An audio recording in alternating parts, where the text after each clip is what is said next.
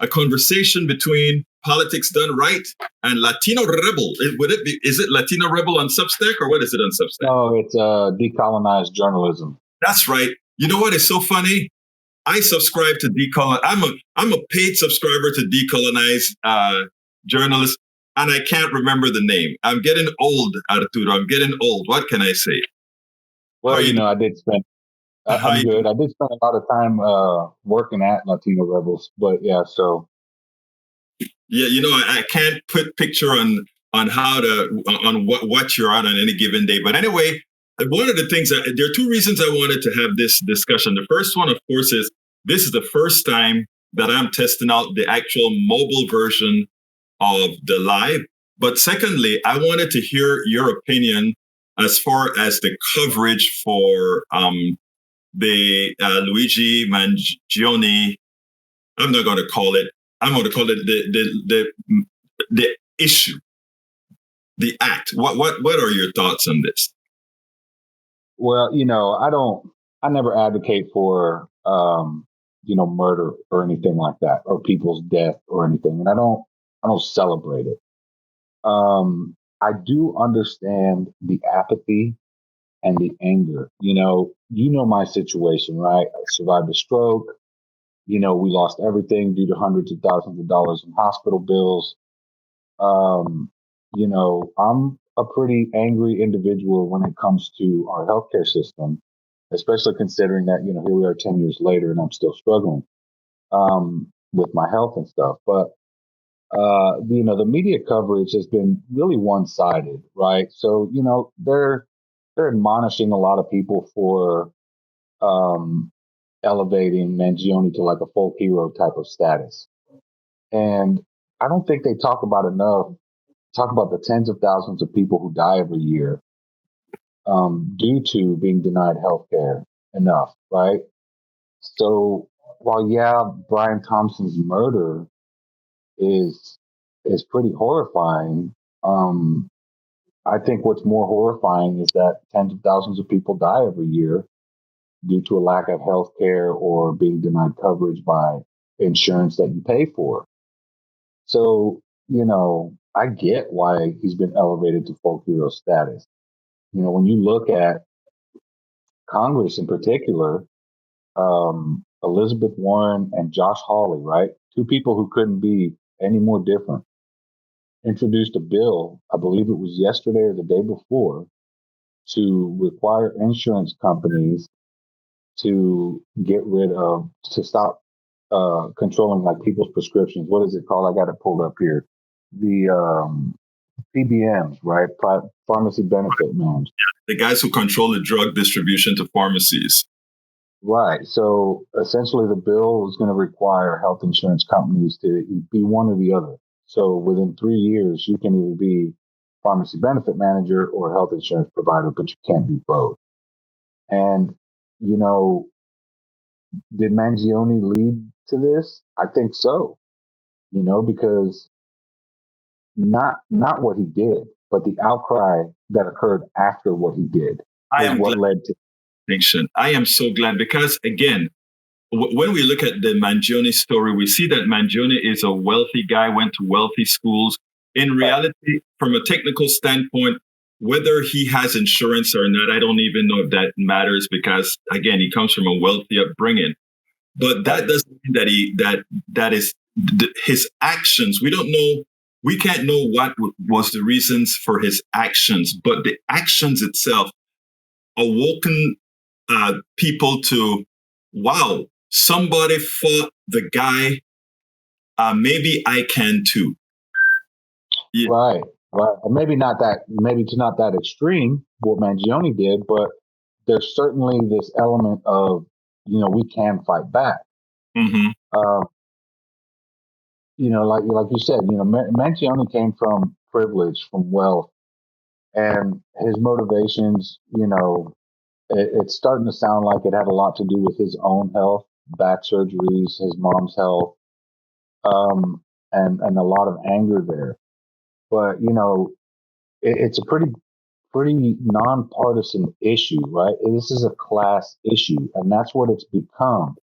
And I think that the media is having a hard time grasping that concept that, while they're admonishing people for, celebrating Mangione in a sense, and I wouldn't even call it celebrating because I don't know that anybody's really celebrating him like that. But um, for the folk hero status, at least, that's what they're admonishing people for. I think that, when you see that even right wingers, even MAGA, even far right people, Ben Shapiro, who's on the far right, we all know, he spoke out against it, against this folk hero elevation of Mangione. And his viewers went after him for And that. MAGA viewers at that, yeah. It wasn't Right, even right, progressives coming in to kind of take over. It was his own folks, and it's like, guy, where are you? right, right. And, that was really, really telling. Um, pretty much across the board, you see a lot of people, on the right, you see a lot of people are not, trying to celebrate the death. And, I don't, like I said, I don't know that anybody really is. But, on the right, you see people having the same issue because, again, this is a class issue. This is corporate America taking advantage of the population, and people are getting sick of it. Mangione was sick of it to a certain extreme.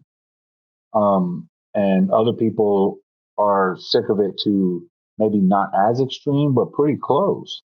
And that's what leads to people like Elizabeth Warren and Josh Hawley, again, who couldn't be further apart on issues, to introduce a bill together to try to break up some of this control that insurance companies have. Because, you can't say they're a monopoly, but you can certainly call them oligopolies, right? Where, it's essentially a handful of companies agree on policies and how they're going to handle insurance and how much they're going to charge and, all these things. And it's just gotten to the point where, you pay so much in premiums, then you have to pay so much in deductibles. And like when I had insurance, when I first had the stroke, my prescriptions, if I paid cash for a lot of them, almost all of them, were cheaper if I paid cash than than the copay was. And Wow. that to me tells me everything. I saved $200 by using a discount card and paying cash as opposed to filing it on my insurance. And, a lot of my medications are extremely expensive for, being a stroke survivor. So, even now I don't have insurance. I don't have Medicaid. I don't have anything like that. I have to pay cash for everything. And, with discount cards and things like that, and my pharmacist is really good. They try to find me the best prices. And I hate to praise HEB all the time, but in Texas, we love our HEB. They are a good company. There, Right.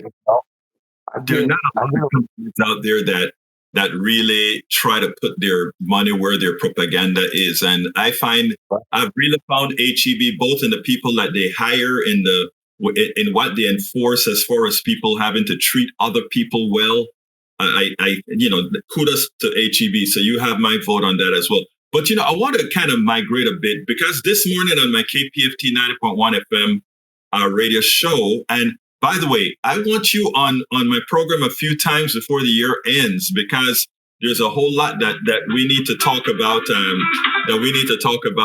really want us to have, I'll talk about when we can do some sort of a pre-record for it because we're going to be going in hiatus, and I want to have your voice out there. But we were talking about, you mentioned about the people feeling sick of the corporations doing this and the media not knowing how to handle it. My big question to you is, and I'm going to phrase it along with Gaza. Neither one of us want dead Palestinians or dead Israelis, but the way the media covers the 1,200 Israelis that were murdered compared to the 44,000 Palestinians is off kilter altogether. It's as if the Palestinians' life has no value. And I feel the same way, and tell me if you agree. with the way we handle, let's say, the media's handling of the people who react to Mangione in a certain way, while they have not reacted to the hundreds of thousands of people killed by insurance companies because of neglect. It behooves me that they don't see the similarities. Right, and then that's the inherent bias in Western news in general, but U.S. media even more particular. Um, when it comes to Palestinians, at the I always go back to this because it drives me nuts. At the onset of the war in Ukraine, you had Charlie Daggett from CBS News over there. There was a lot of journalists that did this, talking about how Ukrainian refugees who were fleeing Ukraine and going into Europe and coming here, how they were blonde haired, blue eyed, they look like you and me, he said. Mm-hmm. They are civilized, and he said, unlike unlike the children in the Middle East. Right. And that exposed the inherent bias in our media, the racism in our media, the bigotry in our media. When it comes to the Israel-Palestine conflict, that's where that comes from. Mm-hmm. It's not, when people speak out about Israel and Zionism, it's not because they want Jews out of the Middle East. There has always been Palestinian Jews, always. This isn't about Jews, right? This is about Zionism. This is about white supremacy. This is about targeting brown people and things like that. Then when you come back to the healthcare system, there's not much difference there, right? It's the people who suffer the most are the poor and marginalized, right? Poor white people, black people, brown people, Latinos, you name it. You can't tell me, because we see this when we try to submit our resumes and apply for jobs, right? If you have a name like mine that ends with a Z, it's Latino. A lot of times my resume gets tossed aside. People don't even know what I look like, but they're going to toss it aside because my name's not James something or another. And that's the same thing, right? So there's this corporate lean, this lean to imperialism and colonization and suppression and oppression, because when they're trying to admonish people for elevating Mangione to folk hero status, that's what that is. They're trying to suppress our voice, right? And the only reason anyone elevates him to that status is because everyone has had to deal with the healthcare system in this country. That is one thing all 400 million of us have had to deal with. We all have that in common. So it's essentially all the same. This is why I took up journalism after having a stroke and couldn't be a government contractor anymore, because you see this bias in the media constantly. With Mangione, you see police leaking information that a lot of it is rumor, but they're essentially trying to convict him before he has his day in court. This is the same thing they do to black people, same thing they do to Latinos. We see it in Houston. You're from here, the Harding Street raid, Mm-hmm. right? They killed 2 white people. Immediately, the police union was out there, the police department was out there, and they were admonishing Black Lives Matter protesters. They were demonizing the black community for speaking up against police brutality. And then it turns out later that the raid was a fraudulent raid. They lied to get the warrant. They killed 2 white people and their dog. And now the police union is nowhere to be found. Nobody apologized. Then a report came out that I covered over the summer about Art Acevedo when he was chief here, telling the cops to turn their body cams off after the incident because it was recording what they were saying, and they were essentially saying, "Damn, we screwed up." And he was like, "Turn your camera off. We don't need that. That's evidence against this type situation." So while everybody praised Art Acevedo when he was here, he turned out to be just as crooked as the previous chief and the cops who did the raid and all that stuff. And the media doesn't cover that. So there's this huge slant, towards law enforcement. I just wrote a story, came out this morning about almost 24 cops were sent to Pennsylvania. They drove 80 miles an hour for 300 miles. One of them was carrying a long rifle in the police station, and they were there to quote unquote confront Mangione. Why are you sending? I mean, two detectives could have done this. How Right. much did that cost New York taxpayers? Lights and sirens on. How many people did they inconvenience on their 300-mile journey? Like, is that necessary? Again, media won't cover that. Fox News covered it, but they didn't realize what they were doing was exposing how wasteful police departments are. Exactly. And all of this is the same. All of this comes They back to the same. they can't afford to invest in healthcare. They Right. can't, but they can afford all these macho go law enforcement kind of a thing. Well, let me tell you, Arturo, I want to talk a little bit more about some of this with regards to the healthcare on our, I want to get us a 15-minute segment to play on KPFT. So offline, we'll kind of arrange something so that we can go through that. But in the interim, I want to thank you so kindly for speaking to me in an impromptu fashion, with me just asking to speak to you about this issue, because I think while the mainstream media isn't going to cover this story in the proper context, I think it's on you, it's on all of us that are doing independent media to do so. So I always try to give a plug on things like when we're doing this, and my plug is going to be, folks, we do the work that many on the mainstream media fails to do. We complement, and in fact, many times we have to take the lead. So please remember to subscribe to Decolonize. Give it a full name. Decolonize journalism.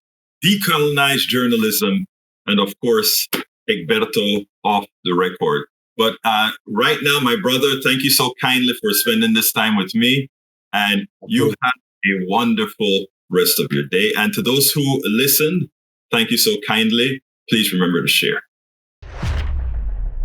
We spend a lot of time deconstructing the news, trying to parse it into a form that everybody can understand. We try to find those little nitpicks where it flies above the fray, etc.